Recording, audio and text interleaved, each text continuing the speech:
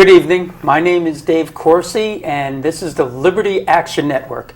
Tonight, our very special guest is Dr. Michael Zey. Dr. Zey wrote a book, Ageless Nation, which is a fascinating read about the prospects for long-term life, health. Dr. Zey, welcome. Thank you for having me tonight.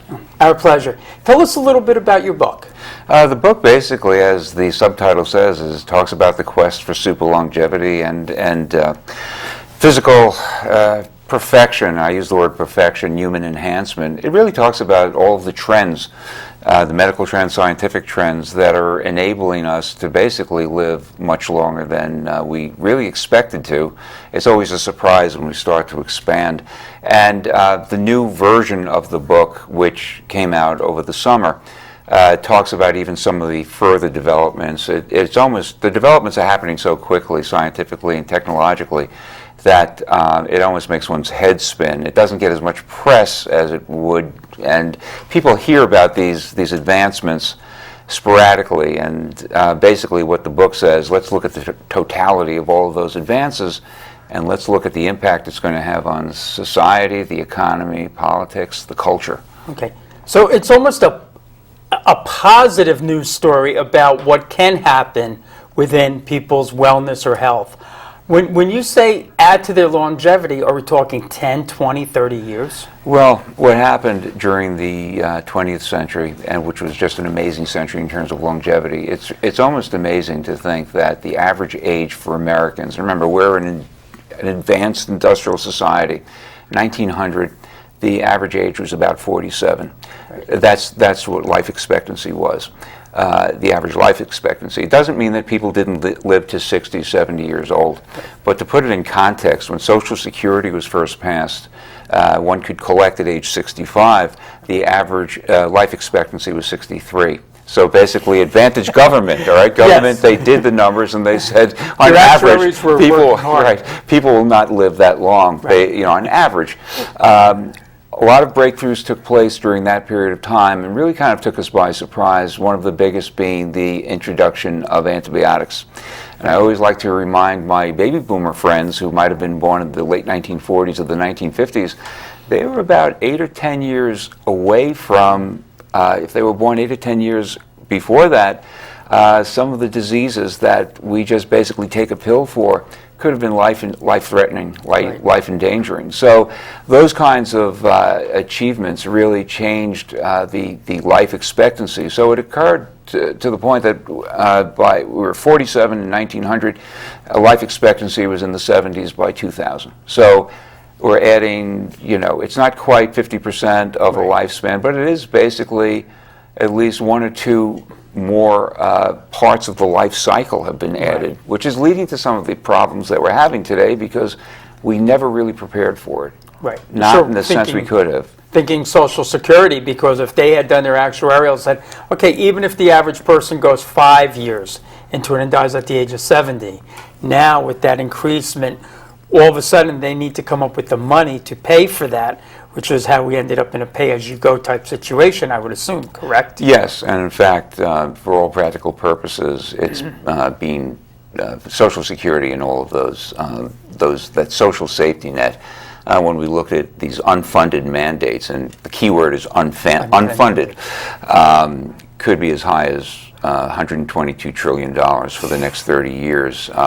Our entire gross domestic product is only about 16, 17 trillion. So you can see, even if we turned over 8 years worth of the entire economy. So obviously, that is going to be a problem. But one of the reasons I wrote the book is because I'm trying to prepare people for the idea that you're probably going to live longer than people remember living. It could go, the number of 100-year-olders is expanding so quickly that it's literally becoming, we don't talk about it as being that much of an achievement. Now we talk about the super centenarians, the ones who get to 110. Right.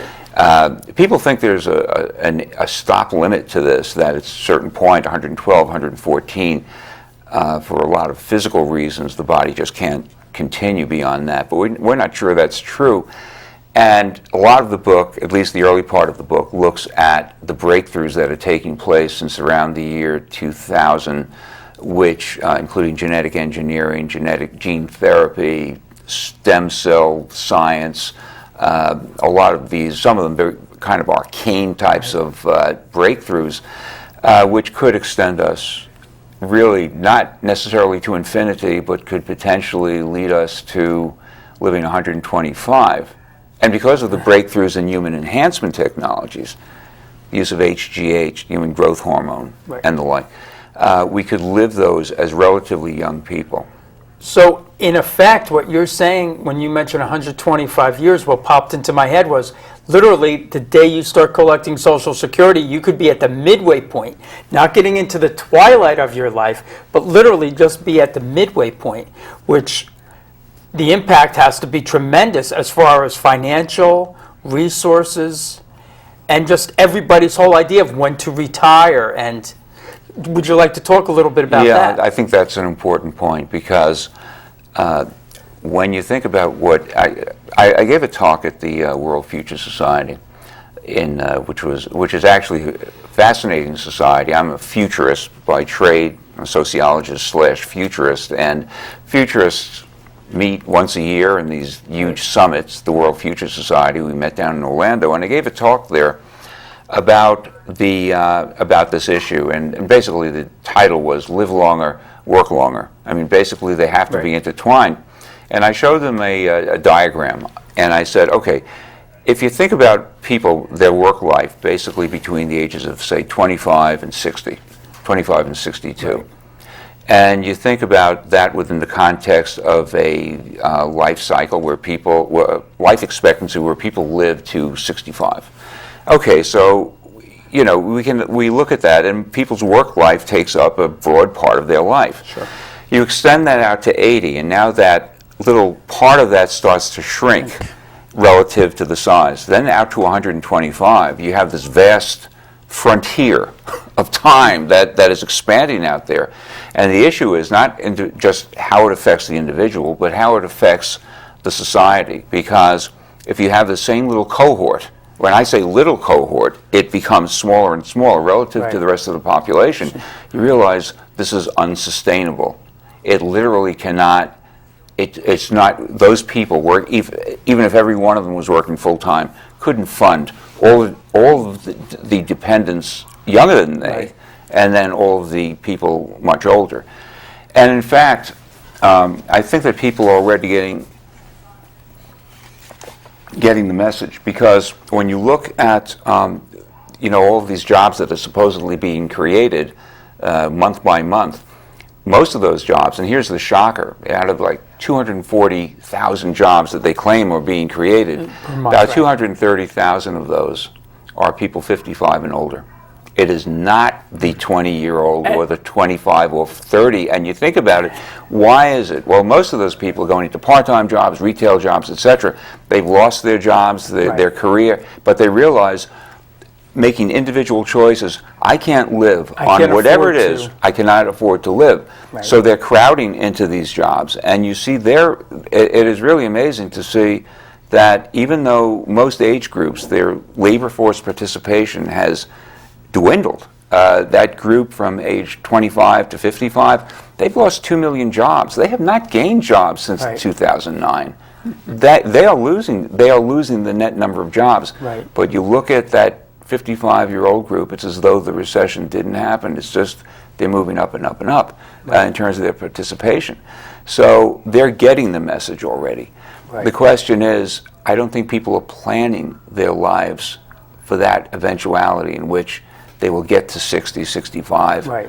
They expect this magic, somehow this magic funding to somehow appear. Right. I'm also thinking from what you just said about in the public sector, you think about your policemen, your school teachers, a lot of them retire at the age of 55. And their pensions then would be from, say, 55 to 125. As you mentioned, that has to be totally unsustainable. Oh, it is. I mean, and most governors. Is anybody addressing that or really thinking about that? Well, they are addressing it to the extent that they are basically, I mean, when it comes to finance, the books always have to be balanced eventually. Right. We can say what we will, but the governors who are looking at the numbers will, for instance, Governor Christie at one point earlier in the year did not want to release whatever $2 billion that was going to pay for this. Under pressure, I guess a lot of money was moved into those funds, but the question is, where does that money come from? You're either going to borrow it or you're going to tax it. And when it comes to the states, I mean, if people feel overtaxed, as opposed to feeling overtaxed in the United States in general, you can leave the state. And people will do that, and they will make those individual decisions, which means that we can promise people what we want. We can write on paper what we believe should happen.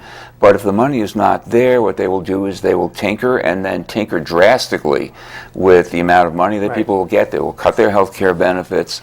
So the issue is IRAs. So the point I've been making is that it's going to take a concerted attitude change on the part of employers, government, business, and the individuals themselves to recognize that the life cycle, the work life cycle, is going to have to expand. People are going to have to work longer. But they should embrace that, because there are so many positives that, you know, that people have as they work in the workforce. But society has gotten to this thing where I can't wait till I can retire. I hate my job. I can't wait till I retire. So that is pretty much going to be a tough sell for a lot of people, because they have that, I consider it a terrible attitude, but that's their attitude towards work.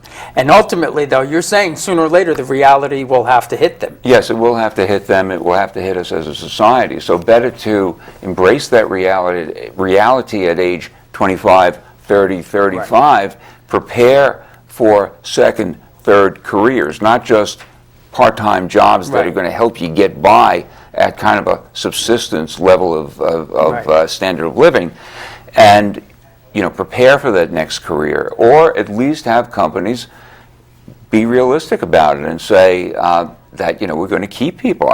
There are instances of companies out there, and I hear about these companies where they hire people 55 and over, 60 and over, and a lot of the people there are, the average age is much higher than a normal company would. Yeah, they have to pay these people extra because they have longevity in the job and in the organization. But the payback from having people with experience, wisdom, and knowledge is so important. Sure. But I think the problem that we have, and one of the reasons I wrote Ageless Nation, and it's something I see us encountering just in the society in general, and certainly politically, is that we seem to be, in some sense, saying that long life is not a good thing. I mean, I always took it that one of the reasons I wrote the book is that it wasn't just optimistic about the fact that we could live longer, but that there are advantages to doing this, and it's something that it's a trend we should be embracing, not fearing. So you don't espouse we have an obligation to die theory that I remember former governor of Colorado used to talk about, or Rahm Emanuel's brother. Yes, and it has been a firestorm, and one of the reasons, again, that I wrote the book, being a futurist, hopefully you can anticipate trends, and sure enough, it's happening. When I was writing the book in the last decade, 2006, 2007, the attitude was, how do we develop scientific techniques, technologies, pharmaceuticals that can extend life? That's what the question was. Suddenly, the question started to turn to, how do we pay for health care? I mean, the idea was medical breakthroughs, scientific breakthroughs were going to help us live longer. Now it becomes an issue. Well, not how long can you live, but how are we going to pay for this, as though there's something negative about a long life. So suddenly, one of the architects of Obamacare comes out and writes an article. This was not a hidden videotape. That would be Dr. Emanuel. Correct? That was, yes, Ezekiel Emanuel, one of the basically the philosophic architect. He was not just the architect. He's basically embodies what Obamacare espouses, which is supposedly a very fair and reasonable approach to medical care. So he writes an article not just for some blog, but he writes it for the Atlantic Monthly magazine, major magazine read by the elites, read by the intellectuals, And what he said, the name of the article basically was he wants to die at 75. He wants to die at 75. Of course, the hidden message is we all should embrace that. And he talks about people being a burden on society. People, that the healthcare system can't possibly sustain the lives of these people, never asking the question about what is the valuable input of people working at 75 years old. So he looks at people as a liability. As a liability, of an asset. absolutely. Right. He wouldn't say so, but fortunately, if you look at the comments section after the article on the internet, at least people were not embracing this philosophy. They saw it as essentially dangerous. Well, you would think too. I mean, it literally goes against the most basic part of a doctor's creed, the Hippocratic Oath, where the idea is to extend life, to help life. He's basically taking a euthanasia approach where life has no value. Right, it has no value. I mean, why would someone be valuable at 65 but not at 75? And who is that to make the decision? I am curious when he turns 75 if he's going to have a change in attitude. Yes, I would. Well, it'll be interesting to see. Well, he's 57 now, and I can guarantee you that people don't forget. Nothing disappears on the internet anymore, and people will remember that. And there will be a clock. Someone will be watching him and keeping the manual watch here. One of the responses was very interesting to the article was from a doctor who said he teaches at the Tulane in this School of Medicine, and he's already anticipated this problem. And he said, I've told my medical students, this is my advice to them, is that if you are mandated in some way to offer people the opportunity to leave this world, say a terminally ill person, or a person who may not be terminally ill, but just is suffering from pain. He says, I've told my students that when they become doctors to ignore the law, basically. I mean, and I think what this will encounter, if this is actually promoted, will be a form of civil disobedience, a lot of which we will never hear about, but will occur. They will not want people to hear that, from the government's point of view. Right. So it was kind of a frightening, to me, admission by someone who, if he was just a person who, was an ethicist, etc., it would be one thing. But you have to ask yourself, what about this law is engineered in such a way that how much of his wish is being fulfilled within the law? And if you remember, people like Palin were attacked because they said they were death panels, except about a year later or 2 years later, the Wall Street Journal ran an article that said, no, they didn't call them death panels, but basically they would be boards, they would be groups of people, regionally established, that would decide whether one should get the treatment that would be required to maintain your existence. So they get to play God, in effect. Absolutely. And every time I hear these discussions and these suggestions, I wonder, are they conversant with the breakthroughs that are taking place that can expand our lives and make us live, really almost, I'm not saying we're reaching immortality, but the term super longevity, which I use, means not just living long, but living healthy.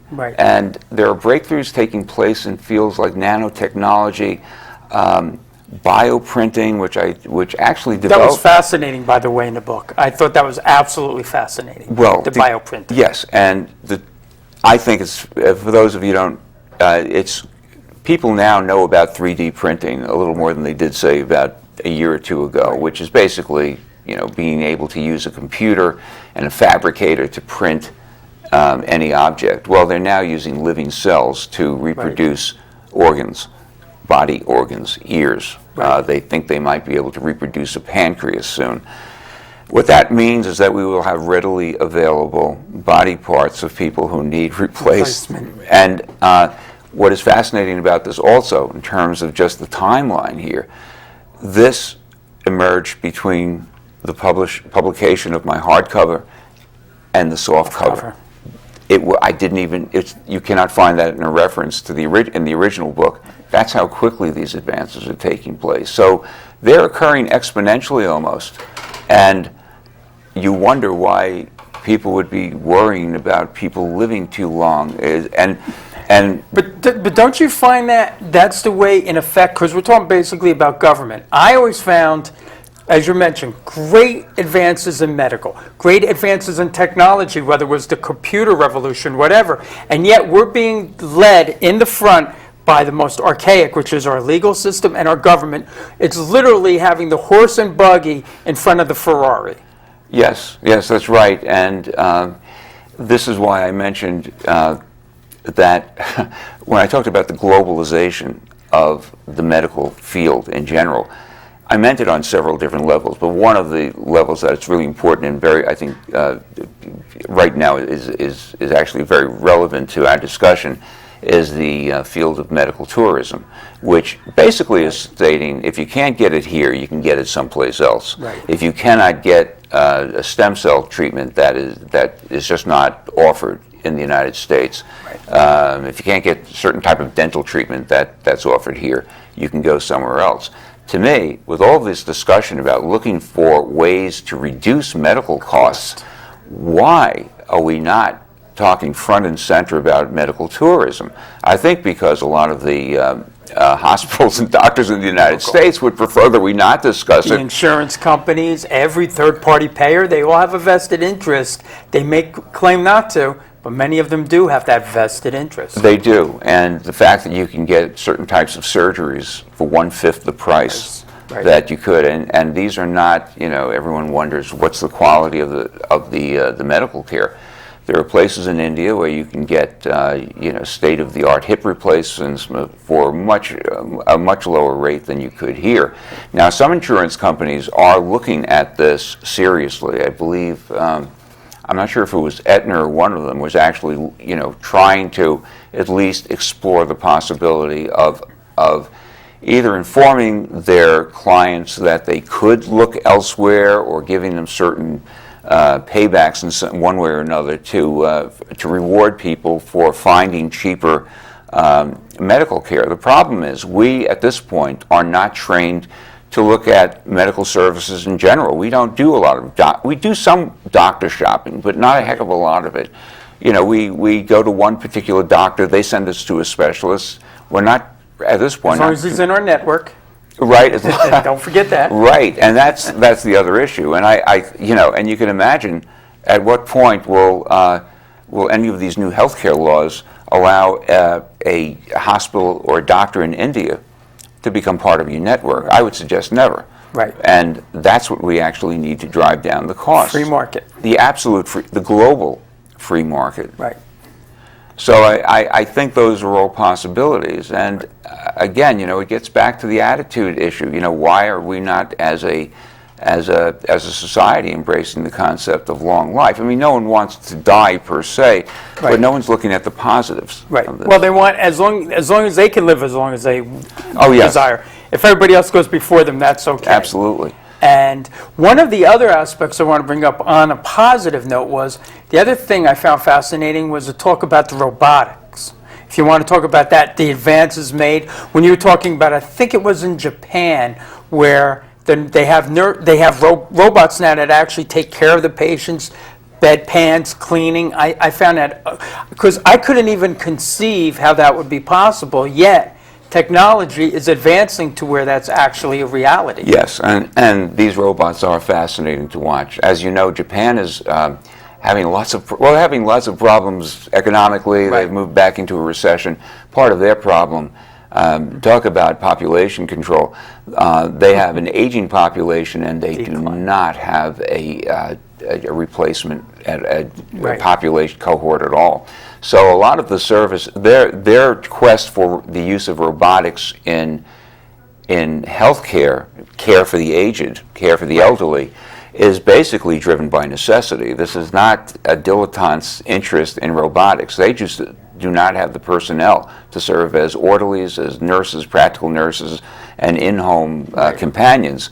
So basically, these robots would basically be living in the home. I say living in the home. They would be placed in the home, and they would be able at this point to perform some basic, I guess,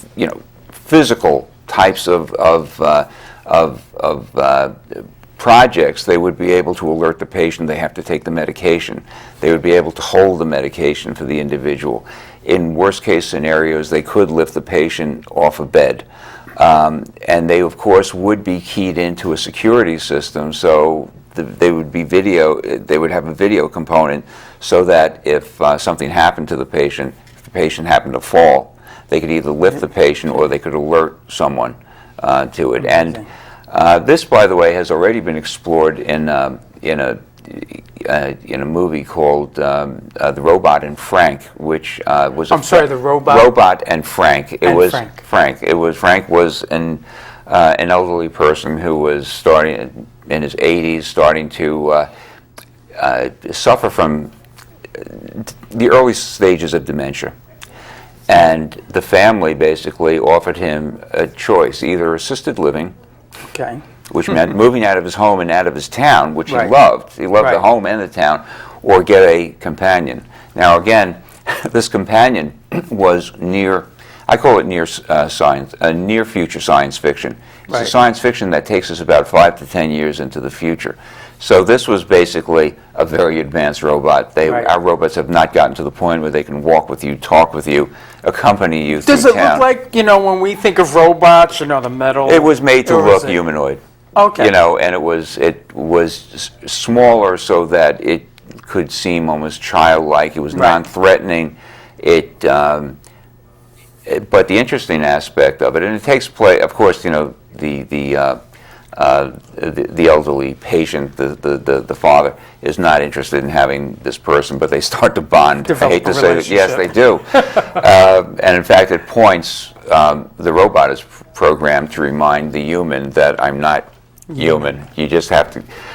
What was fascinating about this, though, if you stayed through the credits at the end, after seeing this as a kind of interesting humanistic science fiction movie, they run a series of clips of the robots that are existing today, documentary footage of them, and suddenly it's eye-opening for people who stayed for the credits.